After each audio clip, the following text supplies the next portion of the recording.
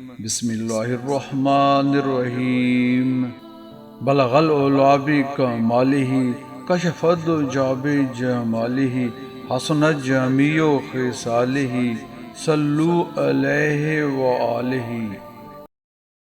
مولانا جلال الدین رومی رحمۃ اللہ علیہ فرماتے ہیں، تھوڑی دیر کے لیے قبرستان جا اور خاموشی سے بیٹھ اور ان بولنے والوں کی خاموشی کو دیکھ۔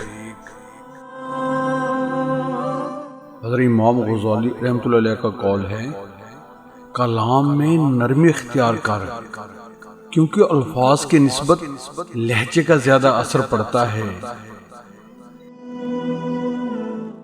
یحییٰ برمکی کا قول ہے، جو اچھی بات سنو لکھ لو، اور جو لکھو اسے حفظ کر لو، جو حفظ ہیں ان کو بیان کرو۔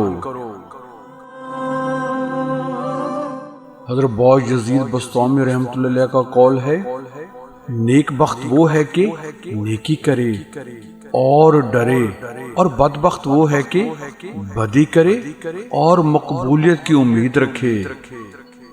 استغفر اللہ۔ حضرت امام غزالی رحمۃ اللہ علیہ کا قول ہے، تمسخر اکثر قطع دوستی، دل شکنی اور دشمنی کا باعث ہوتا ہے، اس سے دل میں حسد پیدا ہوتا ہے۔ واصف علی واصف فرماتے ہیں، دنیا میں سب سے آسان راہ اللہ کی ہے، اللہ کا راستہ صاف نہیں تو پھر ہے کیا دنیا میں؟ اس راستے میں کہاں الجھن ہے؟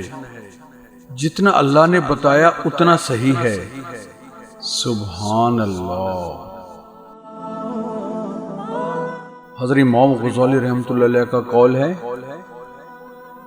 محتاجوں سے مہنگا مال خریدنا احسان میں سے ہے اور صدقہ سے بہتر ہے۔ سبحان اللہ۔ حضرت عمر بن عبدالعزیز رحمۃ اللہ علیہ کا قول ہے، اپنی آرزویں دل میں ہی مار ڈالو اور دلوں کو ان میں نہ مرنے دو۔ اللہ اکبر۔ حضرت امام ابن رجب رحمۃ اللہ علیہ فرماتے ہیں، جو شخص حقیقی طور پر اللہ سے ڈرتا ہے وہ اس کو چھوڑ دیتا ہے جس سے اللہ نے منع فرمایا، اگرچہ اس کا دل چاہتا ہو اور وہ اسے کرنے کی صلاحیت بھی رکھتا ہو۔ حضرت شفیق بلخی رحمۃ اللہ علیہ کا قول ہے، کسی سے بدلہ لینے میں جلدی نہ کرو اور کسی کے ساتھ نیکی کرنے میں تاخیر نہ کرو۔ سبحان اللہ۔